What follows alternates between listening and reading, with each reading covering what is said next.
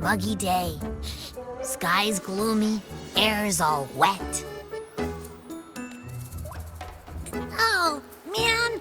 At least let me finish my sentence. Ugh. Ugh. Cold, cold, cold. Oh.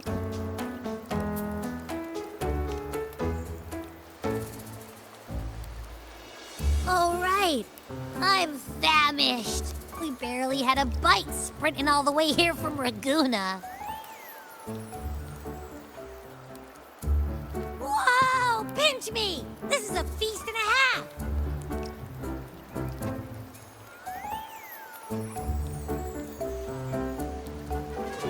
Hey, Rover.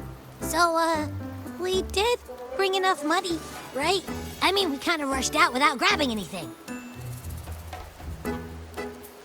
Oh, that. Don't worry, money's not an issue. Augusta made sure we're covered. All our food and lodging here in Septimon is billed straight to the F4's palace. But I think the owner might have overdone it a little. Ha! Better get used to it. You're the champ of the Great Aegon. And you know me. If food's on offer, I'll be a scoffer. Yeah, no leftovers, guaranteed.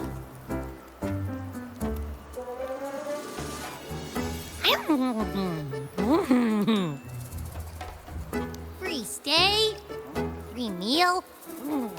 The Zephyr really knows how to treat guests. Maybe we should, hang around a bit longer.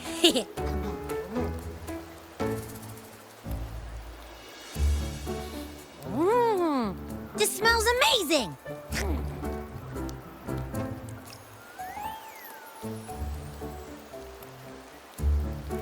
Abby, what do you think Imperator wants me to find?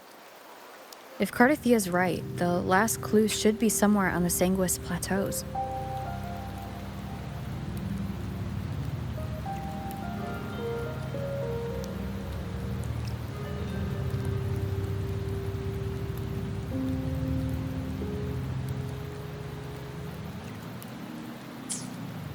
We're so close to the finish line. Just one step away. But our pace has slowed. Relax. We're already back in Septimon. What's the rush? I remember Lupa said there's this weird blight cloud hanging over the Sanguis Plateaus.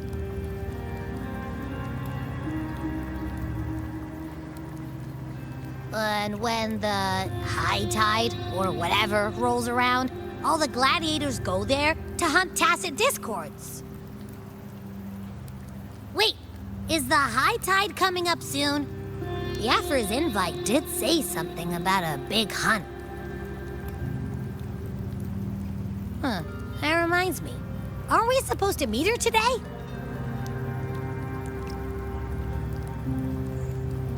A messenger came this morning. Augusta is dealing with an emergency, so our meeting's postponed. Looks like it'll be a while. An unexpected change. It's throwing everything off course. I don't like the feel of it. And why me for this hunt? If it's about the Great Aegon, the messenger said none of the other gladiators were invited.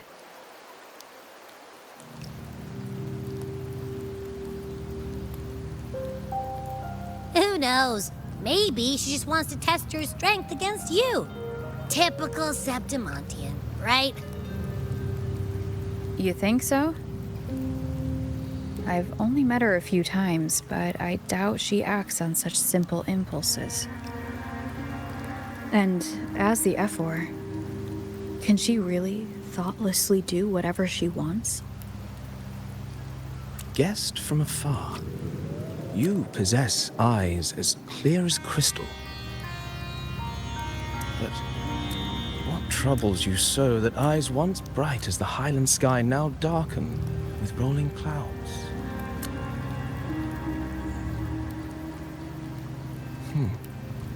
A warrior who walks the blade's edge does not falter over trifles. The clouds, if I may guess, are cast from the throne.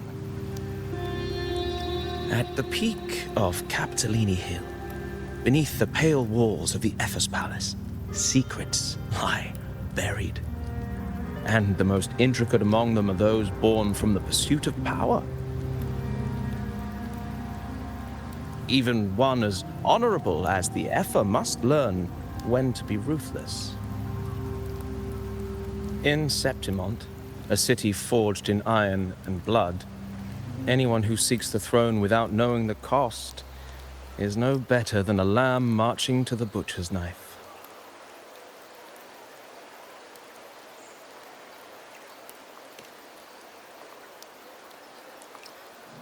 I am Nestor, a traveling poet.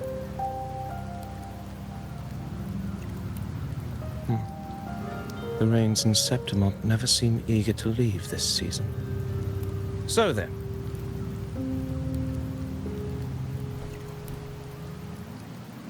if you are curious about the Ethel, then allow me to say that nothing would honor me more than to offer even a modest service to the champion of the great Aegon.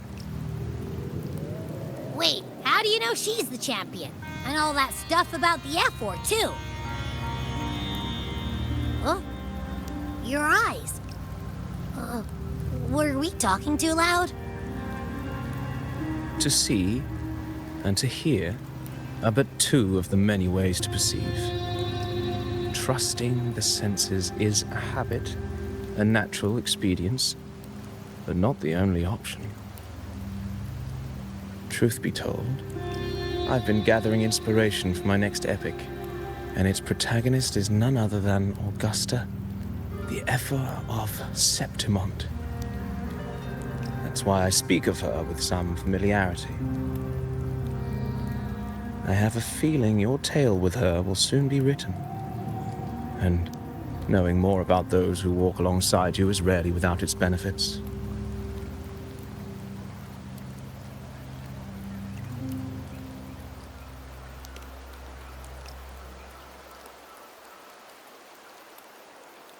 Augusta. A girl of humble birth, a resonator of modest talent, a commoner without noble patronage. And yet, from the den of wolves that is Septimont City, she rose and eventually claimed her place.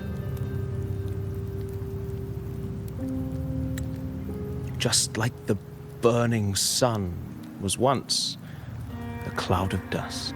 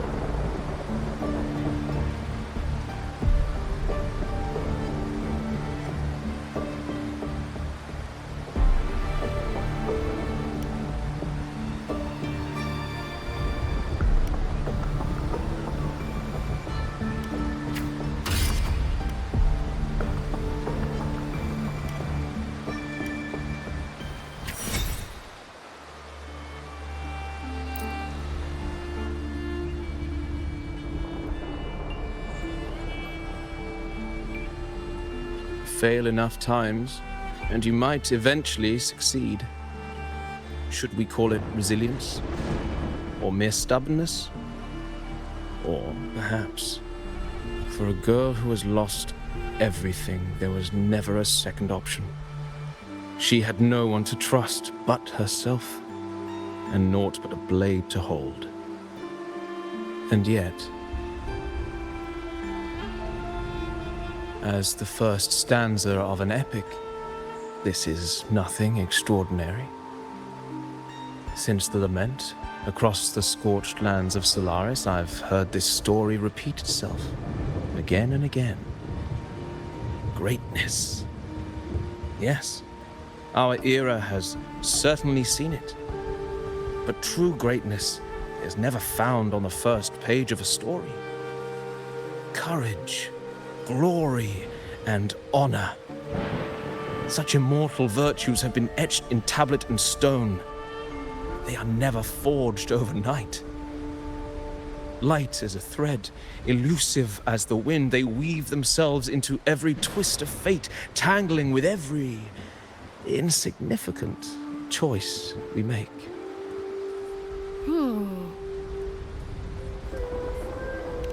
I don't know. It's just unbelievable. The Augusta he's talking about, and the F word we saw in the arena. No way that they're the same person. A girl far from home, arriving in the city upon Capitolini Hill in pursuit of strength. No title, no status, no wealth. I doubt anyone at the time could have imagined her rising to where she is now. Do you mean Kato? Do you believe Kato handed her that final victory on purpose, and that his scathing words were a test of her resolve?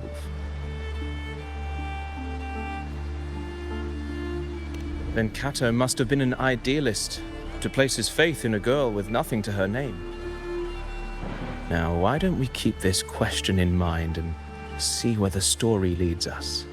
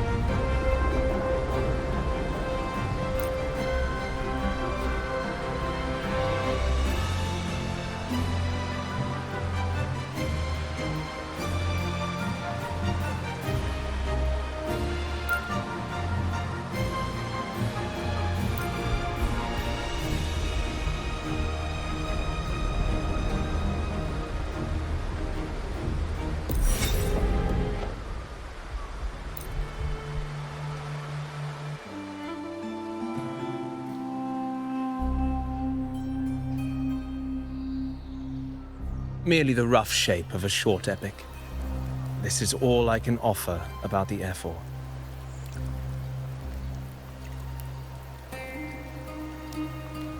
Now, as a listener, what do you make of my narration?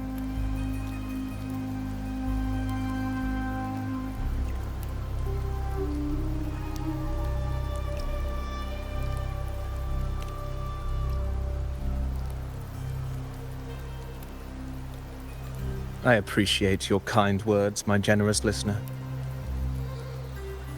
I am only a humble wordsmith, spinning verses and rhymes.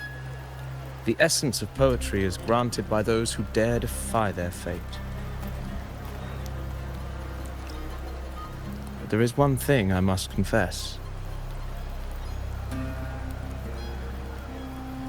Through my words, your knowledge of the F4 is partial, at best. Poetry can only offer a glimpse of the true story, the reality of people, events, and things slips beyond the grasp of words. I do not belong in the pages of the epic, so I remain confined to the observer's gaze. I can imagine events and emotions unfold, but I cannot truly recreate them.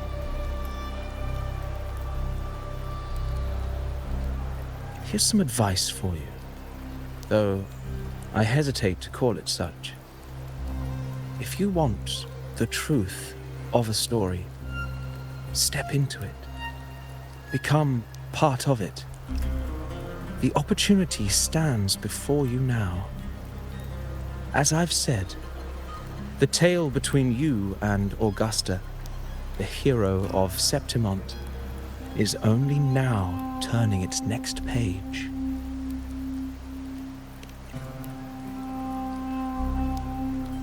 It's not difficult to see. Fate flows like the stars, tracing their course. Your destination is written in the steps you take.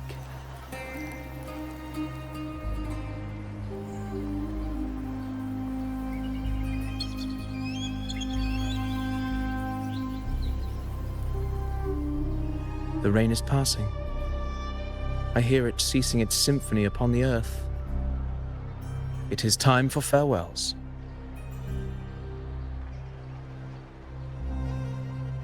Before I leave, may I ask you one last question?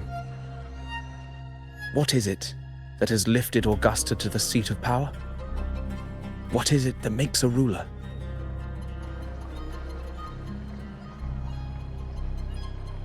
Well, I'd say strength. Let's be real. There's no way Augusta could have passed those trials without strength. Rover, what do you think?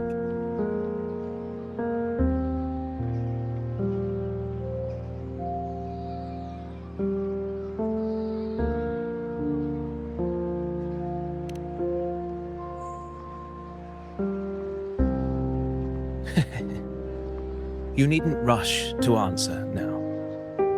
Keep it in mind as you continue your journey. When the final chapter is written, the answer will reveal itself.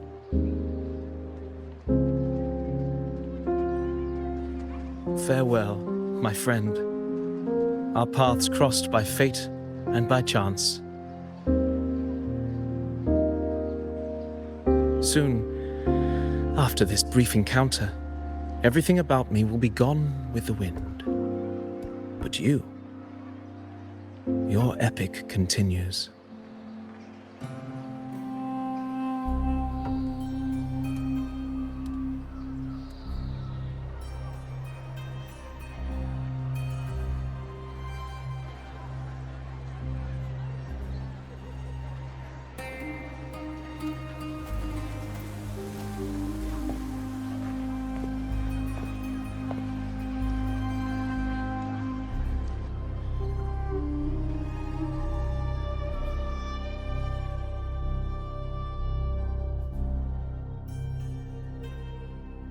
Your Excellency, you have indulged her too much.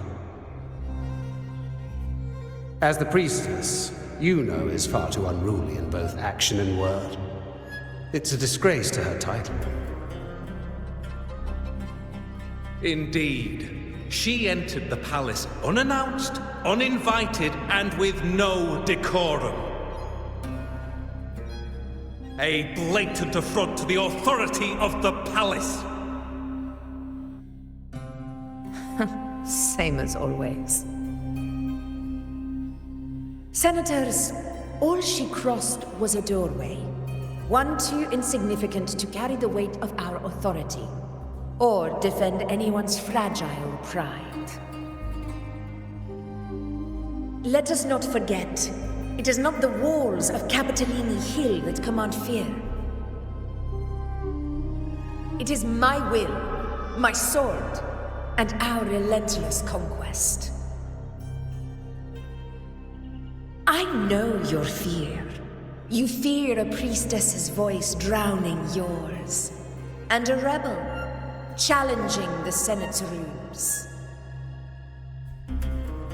But listen well. Power does not bow to sycophants, cowering behind their traditions. If you seek power, then step from the shadows. Face me, and prove yourself worthy.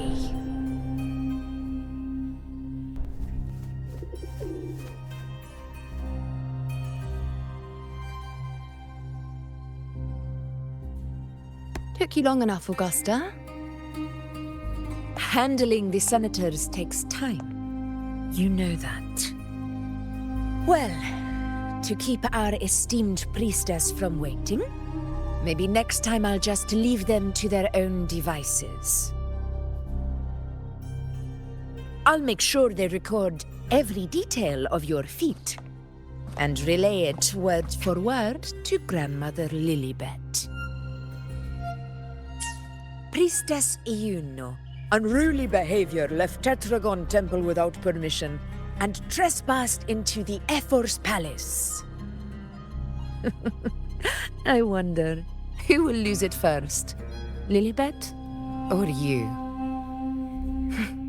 Let those old foxes report me all they want. If they step into the tetragon left foot first, I'll shoot the left. Right foot first, I'll shoot the right.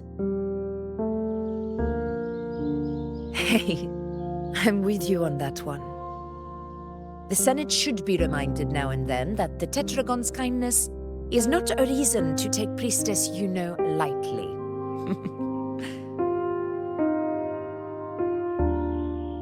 Why didn't you wait there?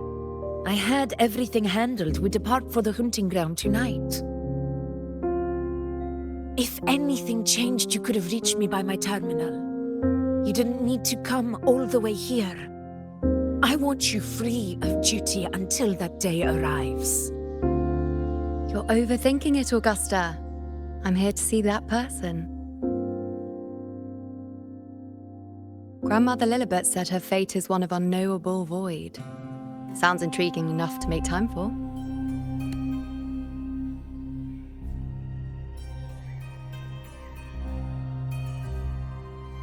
So that's it?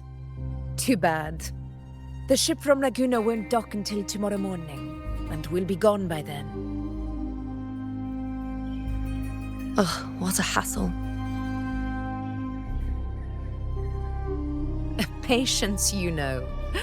The warrior has accepted the invitation. So, you'll have plenty of time to meet during the hunt.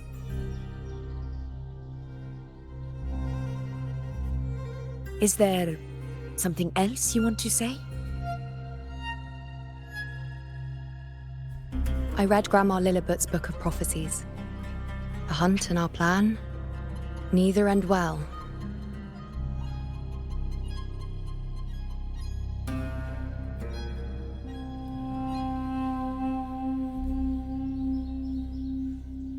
Are you sure we should go through with this?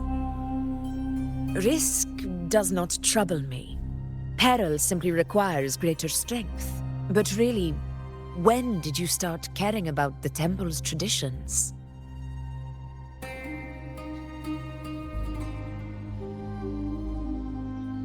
O ye faithless of Septimont, the divinity is enraged. Should your ruler defy their will again, doom shall be your fate.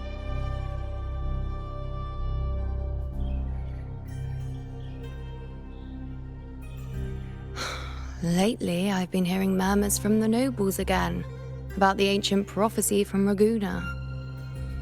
I will admit, those words once carried weight. But when our ancestors crossed the waters and climbed these hills, Raguna's divinity didn't get a seat on the ship.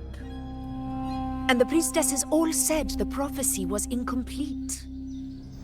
Only the hero of heroes, wielding extraordinary power, risen from the dark tides, shall bring eternity to Septimont. Then shall the waters quiet, the tempest still, and glory return with the blood of the old king.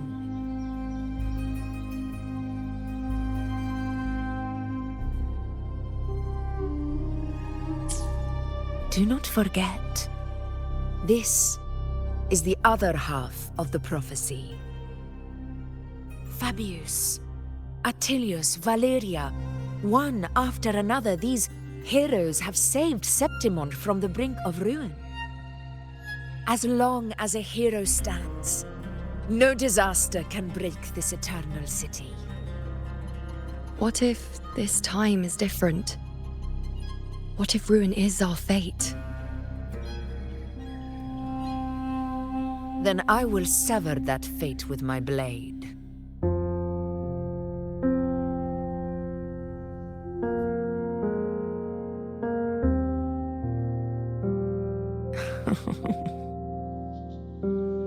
What's so amusing? So, the fearless priestess Iuno can be frightened after all. But it's fine. If you're afraid, don't push yourself. I can handle this alone.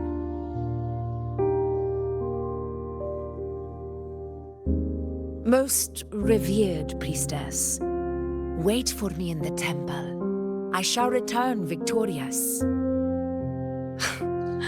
Frightened. Me?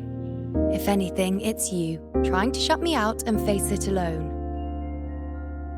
Fine. Go ahead. You'll come back to me sooner or later. That I can't deny. I knew it. So you do need me for this hunt. Thank you. You know.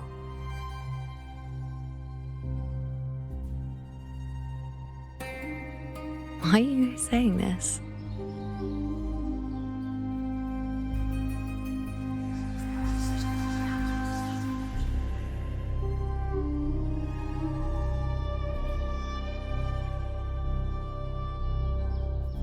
The storm is coming. Come, you know my friend. The best way to greet a storm is to walk straight into it.